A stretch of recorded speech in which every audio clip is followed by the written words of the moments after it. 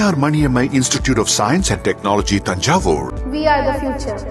Chera Home Junction presents AC Mania. இந்த summer சீசன்ல ஜிலு ஜிலு ஆஃபரோட ஏசி வாங்க சேரா ஹோம் ஜங்ஷனுக்கு வாங்க. Sundarapuram and cross cut road, Coimbatore. உண்மை பேசும் மக்கள் ஊடகம் SS News Digital 24/7 connected. அடுத்து நீங்க விஜய் அவர்கள் கூட இணைஞ்சு பண்ணீங்கன்னா பெரம்பூர்னு வைப்பீங்களா இல்ல திருச்சி கிழக்குன்னு வைப்பீங்களா? படம் பேரு ரெண்டு ஜெயிச்சிட்டாருன்னா ரெண்டு வைக்க வேண்டியதா? நமக்கு பெரம்பூருக்கு சம்பந்தம் இல்லை. ஓகே, திருச்சி என்ன சார் சடனா சிவகாசி நாங்க வந்து அன்எக்ஸ்பெக்டா 21 வருஷம் கழிச்சு ரிலீஸ்ல பாக்குறோம். எலெக்ஷன் தான் கண்டென்ட். ஆமா, இன்னும் இப்போ ஒரு பெரிய ப்ளஸ் ஆயிரும் அவருக்கு. எலெக்ஷன் முடிஞ்சு ரிலீஸ் பண்ணிடலாம். அப்போ 24 ரிலீஸ்.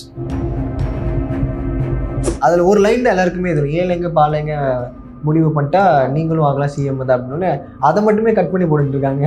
பயங்கர வைரல். ஆமாம், அது சில நேரத்தில் அந்த எழுத்து வந்து சிலதுக்கு பல வருடங்களுக்கும் ஒரு எழுத்துக்கு வரிகளுக்கு உயிர் வரும்னா இது ஒரு உதாரணம். ஒரு சினிமாக்காரன் வந்து உள்ளே வரும்போது அங்கே ஜாதி இல்லை, அதான் ஒரு வரி வரும்ல. ஆமாம், நடிகர்கள் நாங்கள் போட்டு கேட்டால் யாருமே இங்கே ஜாதி தான் பார்ப்பது விட்டு. ஓகே, அண்ட் விஜய் அவர்கள் இப்போ அரசியல் இந்த பிரச்சாரம்லாம் பார்க்கும்போது மக்களுடைய ஆதரவுலாம் எப்படி சார் பார்க்குறீங்க? இன்னைக்கு இளைஞர்களோட சப்போர்ட் ஜாஸ்தி, அது எழுச்சியாக இருக்குது. இன்றைக்கி வர கூட்டம் எல்லாருமே ஒரு நடிகர் வந்து வேடிக்கை பார்க்குறது வேறு, அவரை பிடிச்சி போய் பார்க்குறது வேறு. அவர் வந்து முன்னாடி அவங்க மனைவியை பிரிஞ்சுட்டாங்க, இவ்வளோ நாள் எதுவும் பேசல அப்படின்னு சொல்லி இப்போ அந்த நியூஸஸ்லாம் ஸ்ப்ரெட் பண்ணுறது, அவர் மேலே அவதூறு பரப்பிட்டே இருக்காங்க. இதெல்லாம் பார்க்கும்போது எப்படி சார் அரசியல் எப்படி தான் நடக்கும் அப்படின்ற மாதிரியா? இல்லை, அரசியல்ங்கிறது ஃபஸ்ட்டு சூழ்ச்சி தான். இது அவரை எதிர்பார்த்து இருப்பார். குடும்ப விஷயத்தை வச்சு அரசியல் பண்ணுறது கேவலமானது. டைகர்ஸில் பொறுத்த வரைக்கும் இவன் மேலே இவன் குற்றவாளி, இவன் நிரபராதிலாம் இல்லை.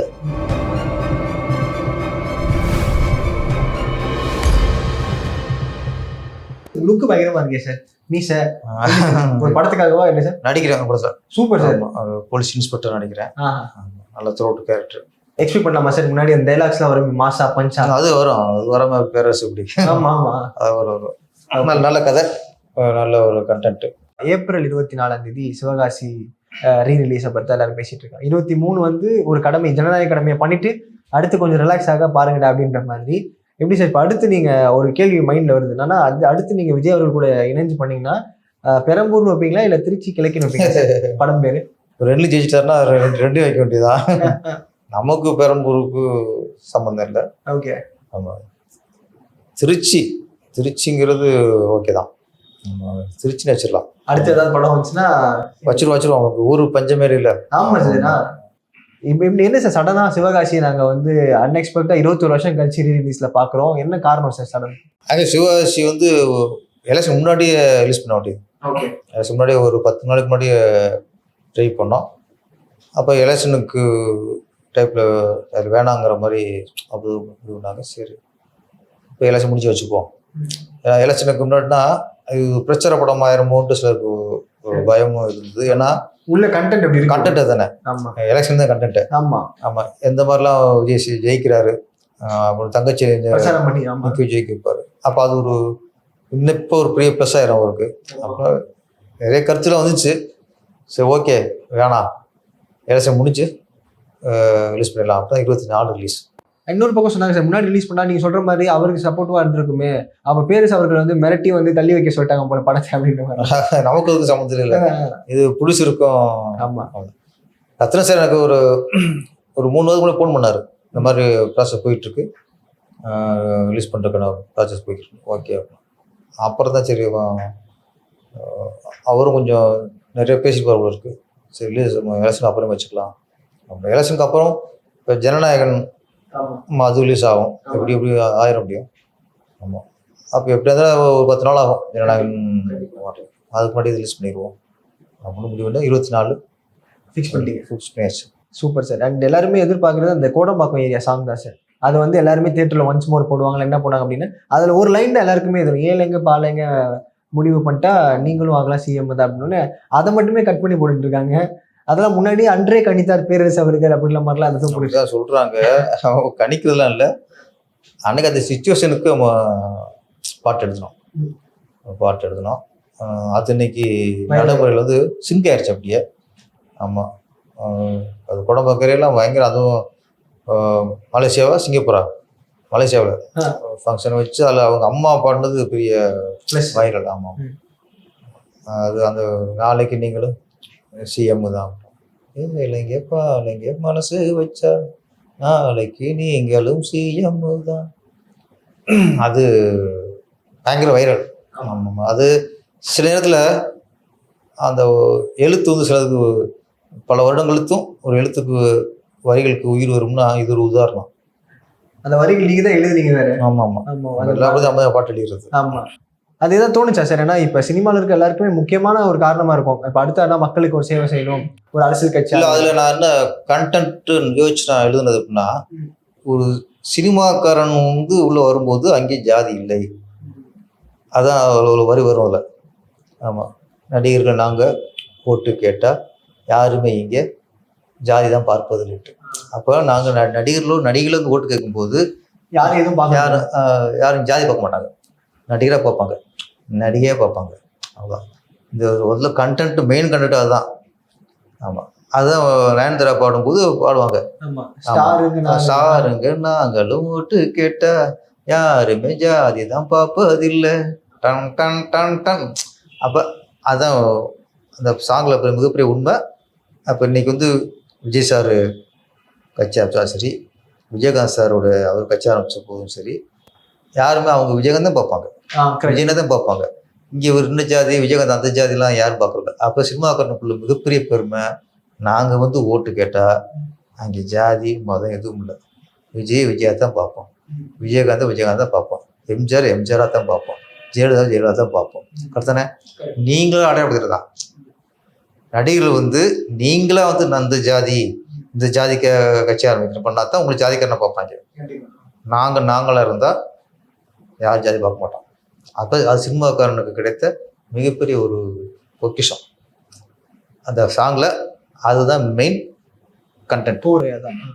அண்ட் சிவகாசி படம் வந்து நீங்க பண்றதுக்கு முதல்ல அவர் விஜய் அவர்களை மீட் பண்ணும்போது முதல்ல அந்த கான்வர்சேஷன் எப்படி சார் இருந்துச்சு? கதை சொல்ற போது அவருக்கு பிடிச்சிருந்துச்சா? எப்படி அவர் ரியாக்ட் பண்ணாரு? இல்லை, முதல்ல வந்து திருப்பாச்சி ஹிட்டு, அதுக்கடுத்து உடனே சேர்ந்து படம் பண்ணலாம்ட்டு அவரே சொல்லிட்டார். ரத்ன சார் தான் பிடிச்சார். அப்போதான் லைன்ல வச்சிருப்பீங்களா சார் ரெடியா ஏதாச்சும் டக்கு டக்குன்னு? ஆமாம், லைன் பெருசு ஃபுல்லாக கதை இல்லை. அப்போ ரத்ன சார் பேசி இந்த மாதிரி விஜய் சார் உங்களை பார்க்க சொன்னார், நெக்ஸ்ட் நமக்கு தான் கால் கொடுத்துருக்காரு, பண்ணலாமான்னா ஓகேட்டேன். ஃபுல் கதை என்கிட்ட ரெடியாக இல்லை. ஆமாம், ஒரு லைன் தான் இருந்துச்சு. அப்புறம் விஜய் சார் பார்த்து லைன் மட்டும் சொன்னேன், பெற்றவங்களை பட்டினி போட்டு ஒரு புள்ள சோறு சாப்பிட்டான்னா அது பேர் சோறே இல்லை, அது பேர் மலம்ங்கிற மாதிரி தான் வரும். இதுதான் கண்டென்ட். பவர்ஃபுல்லாக இதுதான். ஆமாம், பெற்றவங்களை பட்டினி போட்டு நம்ம என்னத்தை தின்னாலும் சரி, பிரியாணி சாப்பிடுவோம், எதை சாப்பிட்டாலும் சரி, அது சாப்பாடு இல்லைடா, அது மலத்துக்கு சமங்கிறது தான். இதுதான் லைனு. அப்போ பிரகாஷ்ராஜுங்கிற கேரக்டரை வச்சு தான் இந்த கதையை வரும். ஆமாம் ஆமாம் ஆமாம், இதுதான். இது ஒரு டைலாக் சொன்னேன், டைலாக் கேட்க அவருக்கு கேட்சிங் ஆகிப்போச்சு. அப்புறம் தான் சொல்கிறேன், ஒரு அம்மாவுக்கு 2 பிள்ளைங்க, ஒன்று சாக்கடை, ஒன்று நதி. இந்த நதிங்கிறது போயிட்டே இருக்கும், ஓடி போச்சு, தேங்கி போனதுதான் சாக்கடை. ஆமாம், அப்போ 5 வருஷம் கழிச்சு வரும்போது மகாராணியாக பார்த்த அம்மா பிச்சைக்காரியாக இருக்கா. திருப்பி அப்போ வந்து அவளுக்கு இது இவன் தான் மகன் தெரியல, இவனுக்கு அம்மான்னு தெரியும். பார்த்துட்டு எப்படி போய் மகன் நிற்கிறது, எப்படி பார்த்த அம்மா இன்னைக்கு மாட்டு தூரத்தில் கிடக்கு.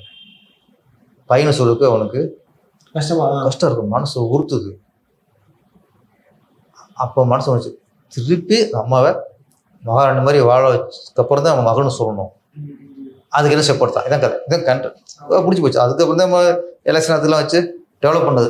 Okay okay okay. First line சொன்னேன், லைன் பிடிச்சோம்னா டெவலப். அப்போ உங்களுக்கு வந்து இன்னொரு படம் பண்ணணும், அடுத்து பண்ணணும் அப்படின்ற மாதிரி ஏதாவது ஒரு பேச்சுவார்த்தை அடிபட்டிருக்கும். அது எங்கேயாவது ஒரு இடத்துல போய் ஆரம்பிச்சு நிறைய சிவாசி முடிஞ்சோன்னா திருப்பதி போய்கிட்டு இருக்கும்போது அதுக்கு அடுத்த படம் விஜய் தான் கமிட் ஆச்சுங்க. கமிட் ஆச்சு. அது சில சூழலில் அப்புறம் அப்படியே தள்ளி போச்சு. இன்னொரு படம் போக்கிரி, அது ரீமேக் பண்ணி அது ஃபஸ்ட்டு பண்ணலான்ட்டு ஒரு ஐடியா உள்ளே வந்தாங்க. அப்புறம் அதுக்கப்புறம் நம்ம ரொம்ப நாள் வெயிட் பண்ணக்கூடாதுங்கிறக்க நான் அப்புறம் திருப்பி தருமபுரி ஆரம்பித்தேன். அவன் கொஞ்சம் அப்படியே நான் ஃபுல்லாக வெயிட் பண்ணோம்னா ஒரு வருஷம் 2 வருஷம் வெயிட் பண்ண மாதிரி ஆகிடும். அப்போ நம்ம திருப்பாச்சி சிவகாசி திருப்பி 3 கொடுத்து விட்டு இது போல் கேப் போடக்கூடாது அப்படிங்கிறது இடையில சொல்லிட்டு தான் ஆரம்பிச்சது. அப்படியே கொஞ்சம் கொஞ்சமாக இருந்துச்சு. அப்புறம் 2-3 சிட்டிங் ஓகே உட்காந்து எப்படி மிஸ் ஆகும் தெரியாது, அது மிஸ் ஆகும். அது வந்து எப்பவுமே சில நேரத்தில் டைம் தான். கண்டிப்பா. ஓகே. அண்ட் விஜய் அவர்கள் இப்போ அரசியல் இந்த பிரச்சாரம்லாம் பார்க்கும்போது மக்களுடைய ஆதரவுலாம் எப்படி சார் பார்க்குறீங்க? இன்னைக்கு இளைஞர்களோட சப்போர்ட் ஜாஸ்தி, அது எழுச்சியாகவே இருக்கு. இன்னைக்கு வர கூட்டம் எல்லாருமே ஒரு நடிகர் வந்து வேடிக்கை பார்க்குறது வேற, அவரை பிடிச்சி போய் பார்க்குறது வேற. நீங்கள் வேடிக்கை பார்க்குற கூட்டத்தையும் விஜய் வந்து பார்க்குற கூட்டத்தையும் ஒன்றா பார்த்துக்கூடாது. சொல்லுவாங்க நடிகர் வந்து வேடிக்கை கூட்டம் வருவாங்க, அந்த கூட்டம் வேற, இந்த கூட்டம் வேற. இது வந்து நம்ம வீட்டுக்குள்ளேயா, நம்ம அண்ணன், நம்ம தம்பி, பெரியவங்களாம், நம்ம புள்ள, அந்த இமேஜ் தான் இன்னைக்கு விஜய்க்கு. நடிகங்கிற இமேஜ் 2வது தான். விஜய் வந்து நம்ம வீட்டுக்குள்ள மாதிரி தான் பார்க்குறாங்க. அதனால இது வந்து சும்மா வேடிக்கை வைக்கிற கூட்டமும் நம்ம ஒதுக்க முடியாது. ஏன்னா அது அவங்களுடைய ஆர்வத்துக்கும் இவங்களுடைய ஆர்வத்துக்கும் வித்தியாசம் இருக்குது. இது உணர்வுபூர்வமானது, உணர்ச்சி பூர்வமானது. இன்றைக்கி பார்த்தா விஜய் சார் பார்த்தோன்னே சில பெண்களாம் கண் கலங்கிறது. வேடிக்கை வைக்கிறதுக்கு எப்படி கண் கலங்கும்? கண் கலங்காது. அதனால் அதையும் இதையும் நம்ம ஒத்து பார்க்கக்கூடாது. இது வந்து உணர்வுபூர்வமான கூட்டம், வேடிக்கை பார்க்குற கூட்டம் இல்லை. இந்த எழுச்சி ஒன்று உண்டாயிருக்கு. ஆமாம். அதனால் விஜய் சார் ஒரு நடிகர் அப்படிங்கிறது அடுத்து இன்னைக்கு தலைவராக தகுதியோடு தான் இன்னைக்கு வளம் வராரு. அண்ட் இப்போ கரெக்டாக அவர் இந்த பிரச்சாரம் பண்ணும்போது இருக்கட்டும், அரசியல் பயணம் ஆரம்பிக்கிறதுக்கு அப்புறமா நிறைய பேர் வந்து அவர் மேலே இருக்க நெகட்டிவ்ஸ் எல்லாம் ஸ்ப்ரெட் பண்ண ஆரம்பிச்சிட்டாங்க சார். முன்னாடி பண்ணது அவர் வந்து முன்னாடி அவங்க மனைவியை பிரிஞ்சுட்டாங்க, இவ்வளோ நாள் எதுவும் பேசல அப்படின்னு சொல்லி இப்போ அந்த நியூஸஸ்லாம் ஸ்ப்ரெட் பண்ணுறது, அவர் மேலே அவதூறு பரப்பிட்டே இருக்காங்க. இதெல்லாம் பார்க்கும்போது எப்படி சார் அரசியல் எப்படி தான் நடக்கும் அப்படின்ற மாதிரியா? இல்லை, அரசியல்ங்கிறது ஃபஸ்ட்டு சூழ்ச்சி தான். சூழ்ச்சி தான் அரசியல். இது தமிழ்நாட்டில் சூழ்ச்சி இருக்கும். அதுவும் இவருடைய எழுச்சி இதெல்லாம் பார்க்கும்போது இவர் வளர விட்டக்கூடாது அப்படின்னு நோக்கத்தில் பல வகை தாக்குதல்லாம் இருக்கும். இது அவரே எதிர்பார்த்து இருப்பார்.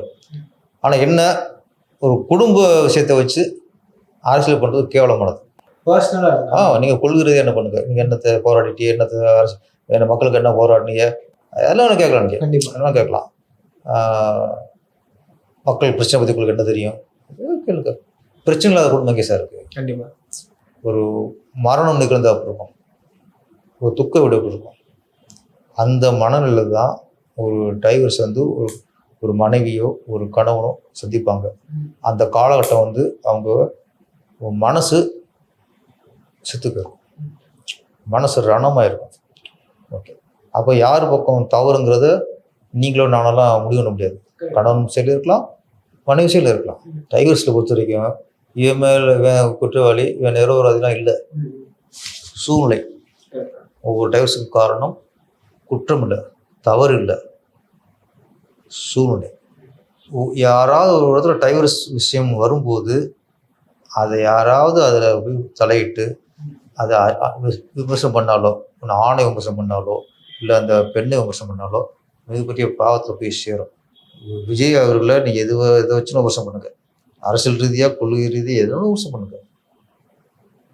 அவரு டேக்ஸ் கட்டல, இது பண்ணல, இன்னும் சொல்லி சொல்லுங்க. ஓகே, ஆனால் அதை விட்டு நம்ம இங்கே இதை வந்து நீ அரசியல் பண்ணா இது அயோக்கியத்தை உச்சம். சார். இப்போ எல்லாருமே இப்போ ஒரு படம் எடுத்து முடிச்சிட்டக்கப்புறம் படத்தோட டெலிட்டட் சீன்ஸ்லாம் எடுத்து ரிலீஸ் பண்ணுவாங்க சார். ஸோ இந்த படத்தில் இந்த சீன்ஸ் வைக்க முடியல, டியூரேஷன் ஃபேக்டர்னால அப்படின்னு. அது மாதிரி சிவகாசியில் படத்தில் வந்து டெலிட்டட் சீன்ஸ் இன்னும் இருக்கா, எடுத்து அதை நம்ம யூஸ் பண்ணாமல் அப்படி? இல்லை, என் படங்கள் எதுவுமே ரெமூஷன் இருக்காது. ஏன்னா பக்கா பிளான் பண்ணிக்கிறேன். ஓகே, தேவையானதாக எடுப்பீங்க. ஆமாம், ட்ரிம்மிங்கில் வேணால் ஒரு சீனுக்குள்ள லீடு, எண்ட் லீடு, இன்பிட்டில் சில டைலாக்ஸு இதுதான் போகுமே தவிர சீன்ஸ் லம்பா அது ஒரு சீன் அப்படி தூக்கி வச்சதெல்லாம் சரித்திரமே இல்லை. ஏன்னா அது தெளிவாக இருக்கேன். அண்ட் இப்போ எல்லாருமே பெருசாக பேசப்படுறது ஜனநாயகம் படத்தோடைய இந்த பைரசி லீக் ஆயிடுச்சுல சார், அதை பற்றி சொல்கிறேன். ஏன்னா ஒரு படம் வந்து அவ்வளோ கோடி போட்டு எடுத்திருக்கோம், எவ்வளோ ஒரு போகிற போக்கில் வந்து ஒருத்தவங்க வந்து டவுன்லோட் பண்ணி ரிலீஸ் பண்ணிட்டாங்க, ஏதோ ஒரு ஸ்டுடியோ டவுன்லோட் பண்ணி ரிலீஸ் பண்ணா அப்படின்ற மாதிரி கதை சொல்லிட்டு இருக்காங்க. நீங்கள் பார்க்கும்போது எப்படி சார்? ஒரு இயக்குனர் வழி தெரியும், 500 கோடி லாஸ் அப்படின்ற இந்த இயக்குனர்னு இல்லை சார், சினிமாவை நேசிக்கிற ஒவ்வொருத்தருக்கும் இந்த வழி தெரியும் சார். இங்கே தவறு இங்கே நடந்துச்சுன்னா நீங்கள் ஒரு நியூஸ்லாம் பார்த்துட்டு இப்போ சினிமாவில் ஒரு சங்கத்தில், இப்போ இயக்குனர் சங்கத்தில் உறுப்பினர் இருக்காங்க, எடிட்டர் சங்கத்தில் உறுப்பினர் இருக்காங்க, கேமராமேன் சங்கத்தில் அங்கே உறுப்பினர் இருக்காங்க. கேமரா மட்டும் இல்லை, கேமரா அசிஸ்டன்ட் கேமரா மட்டும் இல்லை, அவங்க உறுப்பினர் இருப்பாங்க. இப்போ இன்னைக்கு நான் டைரக்டர்னா என்னுடைய அசிஸ்டண்ட்டும் உறுப்பினர் இருக்கணும். அப்போ இந்த ஒரு சங்கத்தில் அவங்க இருக்கும்போது அவங்களுக்கு ஒரு பொறுப்பு இருக்கும். இப்போ சிலர் என்ன பண்ணுறாங்க, சில எடிட்டரு, சில டைரக்டரோ சம்மந்தம் இல்லாமல் யாரோ ஒரு அசிஸ்டன்ட் வச்சுறாங்க. உறுப்பினர் இல்லாத. ஆமாம், உறுப்பினர் இல்லாமல் டக்குனு அந்த நேரத்துக்கு ஓகே உனக்கு தெரியும் அப்படின்னு வச்சுறாங்க. அவங்களுக்கு இந்த ஒரு சினிமா மேலே இந்த ஒரு ஈடுபாடு, ஒரு அக்கறை பெருசாக இருக்காது. இங்கே சிக்கலாக தான் நடந்துச்சு. அவர் எடிட்டர் மேலே எந்த தப்புமே இல்லை. எடிட்ரு அவர் பொறுப்பாக எல்லாம் ஒரு சின்ன சொன்னாங்களோ, எங்கே கண்டு அனுப்பிச்சாங்களோ அவங்க அனுப்பிட்டார். அவர் சைடில் அதை கொடுத்தாங்க. இந்த அசிஸ்டன்ட் அரெஸ்ட் ஆனாங்கள, இவங்க உறுப்பினர் இல்லை. ஓகே, எடிட்டர் பண்ண தப்பு இவங்க அந்த அவசரத்துக்கு எதுக்கும் டக்குன்னு யூஸ் பண்ணிட்டாரு. அவங்க விளையாட்டுத்தனமாக பண்ணாங்க. இவங்களுக்கு இத்தனை கோடி பட்ஜெட் வந்து அவங்களுக்குன்னா விளையாட்டுத்தனமாக போச்சு. செல்ஃபோனில் எதுவும் வீடியோ பார்க்குற மாதிரி, யூடியூப்பில் போய் அவங்க ஒரு டவுன்லோட் படத்தை பார்க்குற மாதிரி அந்த மென்டாலிட்டி, சிறுவலத்தனம் இல்லை, அவங்களுடைய பொறுப்பின்மை அவ்வளோதான் சார். அவங்களுக்கு தான் 500 கோடி படம் ஒன்று தான், இதில் பார்க்குற ஒரு இது ஒன்று தாங்கிறது அவங்க நடிச்சுட்டாங்க. விளையாடுறதுன்னு பார்த்தது லீக்காஸ் பண்ணி அப்படியே ஒருத்தரும் ஷேர் ஆயிடுச்சு. அதான் இது வந்து பிளான் பண்ணி வெளியே விடணும்லாம் பண்ணல. இந்த மாதிரி இது வரை தகவலுக்கு இதுதான் போலீஸ் அரெஸ்ட் பண்ணுறது, இந்த தகவல் தான் அரெஸ்ட் பண்ணியிருக்கு. எப்படியா இருந்தாலும் லீக் ஆனது லீக் ஆயிருக்கு. அது விளையாடுறதுனா பண்ணாங்களா, டைம் பாஸ் பண்ணாங்களா, அதனால லீக் ஆனது லீக் ஆயிருக்கு. விஜய் அவர்கள் வெற்றி வாய்ப்பு எப்படி சார் இருக்கு? விஜய் அவர்களுக்கு வெற்றி வாய்ப்பு அப்படின்னு தெரியல, ஆனால் நினைச்சதை விட மக்கள்கிட்ட எழுச்சிருக்கும், சப்போர்ட் இருக்கு. போகிற இடம்லாம் நல்ல கூட்டம். என்ன பொறுத்த வரைக்கும் எம்ஜிஆருக்கு அப்புறம் அந்த ஒரு கிரேஸோட, பாசத்தோட, அன்போட பார்க்குற ஒரு கூட்டம் இருக்குல்ல, அதுதான் அவர் நடித்த மாதிரி ஆட்சி அமைப்பாரா, ஆட்சிக்கு வர அளவுக்கு இருக்காங்கிறது அது மக்கள் முடிவு பண்ணோம். பார்த்த வரைக்கும் அரசியலை பொறுத்த வரைக்கும் இது வரைக்கும் விஜய் சார் வந்து வெற்றி அடைச்சிட்டார்.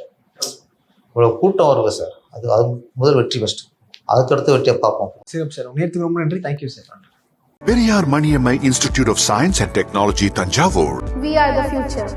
சேரா home junction presents AC mania. இந்த சம்மர் சீசன்ல ஜிலு ஆஃபரோட ஏசி வாங்க சேரா ஹோம் ஜங்ஷனுக்கு வாங்க. Sundarapuram and cross cut road, Coimbatore. உண்மை பேசும் மக்கள் ஊடகம் SS News Digital 24/7 connected.